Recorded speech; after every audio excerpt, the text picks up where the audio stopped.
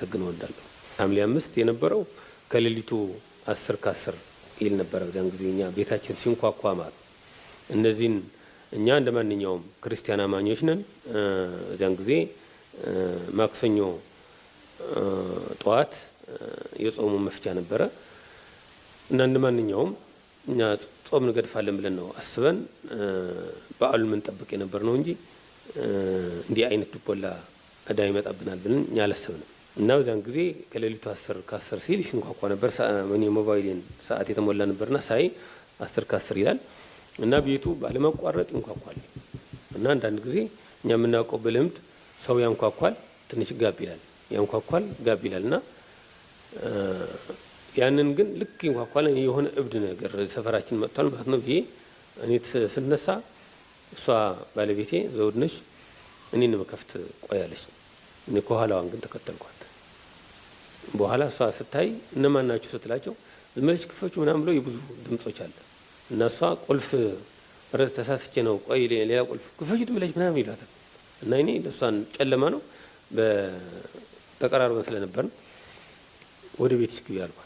በኋላ የሆነ ትልቅ ሞደሻ ነገር ይመስለኛል ድምጹን ሲመቱት በጣም ይመታል ቤቱ። እኔ ጮህ ብዬ ይሄ ቤት ህጋዊ ቤት ነው፣ ህጋዊ ሰው ነው ያለሁበት፣ ህጋዊያን ሰዎች ከሆናችሁ እስከሚነጋ ጠብቁ፣ ካልሆነ በሩ እንዳትሰውሩት አልኳቸው። በለው አሉ ቤቱ። ከዚያ በኋላ ሰበሩት። እኔ በውጪ በኋላ ሲነግሩኝ ሞደሻ ሳይሆን የመኪና ሌባ ጎማ ነገር ነው ይዘው የነበሩ ይላሉ። ግን ሆነም አልሆነም ግን ቤቱ የመኪናውን በር ዋናውን ከሁለት ተከፈለ። ከዚያ በኋላ እነሱም ልክ ሲከፈት ተኩስ ልውውጥ ተጀመረ። እሷም ወደ ቤት አገባሽ፣ እኔም ክላስ የሚጀብ ሆንኩ። ከዚያ በኋላ ተኩስ ስንጀምር እነሱም ወደ ግቢ መግባት አልቻሉም።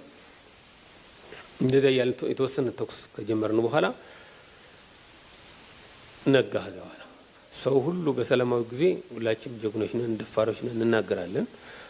በዚያን ጊዜ ግን አንድ ደፋር ነው የሚባለው የመጨረሻ ሞት እና መኖርን ሁለቱም ሲመጡ አንዱን መምረጥ ያስፈልጋል። ወይም መሞት ክብር ይዘህ ማለፍ፣ ካልሆነ ተዋርደህ ደግሞ እጅህን መስጠት መኖርን መምረጥ ነው። እና በዚያን ጊዜ ግን በዚህ የመጣው ኃይል እጅን ሰጥቼ ተዋርጄ ተሰድቤ፣ ምክንያቱ አይቻቸው ስለነበርኩ እዚያ እንዴት ነገሮችን ባልሆነ ነገር ሆነ የሆነ አስመስለው የሚያቀርቡ ሰዎች እስከነበሩ እነሱ አሁን በእነሱ ተወቅሼ እንድሞት እኔ አልመርጥም።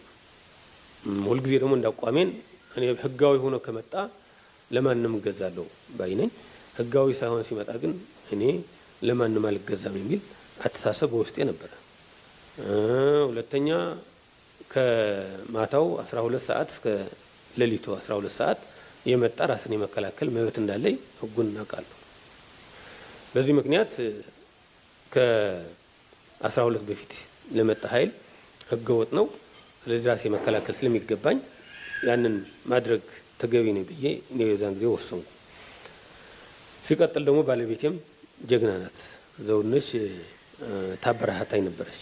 ልጅ ያዥ ስላት ችግር የለውም፣ እሷም ስለ ልጅ ምንም ችግር የለውም፣ አንተ ግን እጅህ እንዳትሰጥ የሚለው በኋላ የመጣ ተናገረች። የሆነ ሰዓት ደቂቃ መጣና አይ እኔ እጄን አልሰጥም፣ ሬሳዬ ግን ማንሳት ትችያለሽ፣ በእጄ አይዙኝም እና ልጆችን ያዝልኝ ማለት አትምጭ ወደዚህ አልኳት። የሆነ ምክንያቱ ሳሎኑ መካከላችን ምኝታ ውስጥ ልጆች ከሽንት ቤት ውስጥ ነው ያስገባሻቸውና እና እነሱ ጋብ ሲል ትመጣለች እሷ እና ይሄ መስታወቱ የሳሎኑ ሁሉ ወርዷል እና ስትመጣ ትመታለች ብዬ ስለማስብ አትምጭ ወደኔ ለምን ትመጫለሽ እላታለሁና ትመጣለች። አንዳንዴ ህፃኑ ትንሹን አዝላ ትመጣለች ወደኔ እና አንዳንዴ ተበረታታኝ ነበር እዛን ጊዜና እንደዚያ ተባባልን።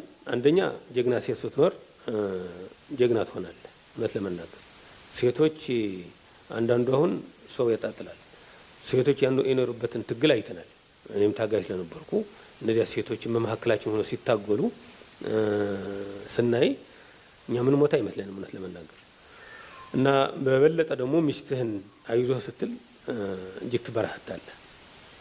እና ባለቤቴም በዛን ጊዜ ጥሩ አቋም ነበራት፣ የሷም ውጤት ጭምር ነው። እና በዛን ጊዜ ዋልን እንደምታየው የጎንደር ህዝብም በሙሉ ነው የከበበ። እኔ ሲጮሁ የህፃናት የተማሪዎች ምናምን ጩኸት ስሰማ ለአንድ ወንድሜ ደውዬ እባክህን ወርቁ ኪዴ ይባላል አለ እና ሰላማዊ ሰው ወደፊት አታድርጉ፣ ሰው እንዳይመታ። እነሱ ሰዎች ሰው እየመረጡ ያለው አይመስለኝም፣ ሰው እየመቱ ነው ምናምን ስለው ለምን ሁሉ አያልቅም አለ። በቃ ስለዚህ ጉዳይ ያገባህም፣ እኛ በጭራሽ ከኛ ካለቀቁ እኛ እንለቅም አለ። አይ እኔ እኮ አትልቀቁ ማለት አይደለም፣ ግን ባለመሳሪያዎች ወደፊት ሆኑ፣ ሰላማዊ ሰው ግን ወደ ኋላ አድርጉት እንዳይመቷቸው ምናምን ስለው ምንም ችግር የለም በቃ ቢመታም ይመታ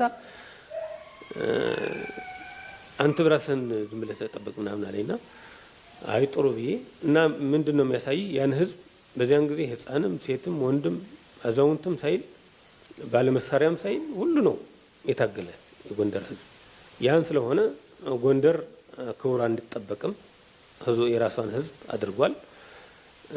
ክብሯን ከመጠበቅ አልፎም እኔም በዚያን ጊዜ አፉን ለመውሰድ የመጣ አሸባሪም ነፃ እንድወጣም አድርጎኛል። ምክንያቱም 2 ቀን ውያለሁ። 2 ቀን ቢጨመር በጥምና በውሃ ጥምና በራብም ልሞት ይችላል አይታወቅም።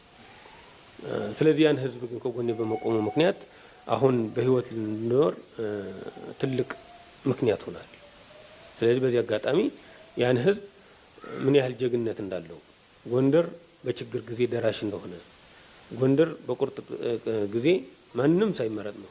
አሁን ሰው ያን ጊዜ ደግሞ ምንም ልዩነት ሳይኖር ነው ያን ማህበረሰብ የተከላከለና ለአሁኑ ለውጥ ፈር እንዲቀድም ምክንያት የሆነ የዚያን የሐምሌ 5 ቀን ነው። በዚያን ጊዜ ጎቤ መልኬ ሕክምና ውስጥ ነበር። አይኑ ኦፕሬሽን አድርጎ ሲሰማ ያንን ግሉኮስ ነቅሎ ነው በወቅቱ የዋለው። ሌሎቻቸውም እነ ሙሀቤም እነ ደጀኔም ከሰረቋም ያህል ሀገር ነው የመጡ መጥተው እዚህ ሲዋጉ የዋሉት። ስለዚህ ጎንደር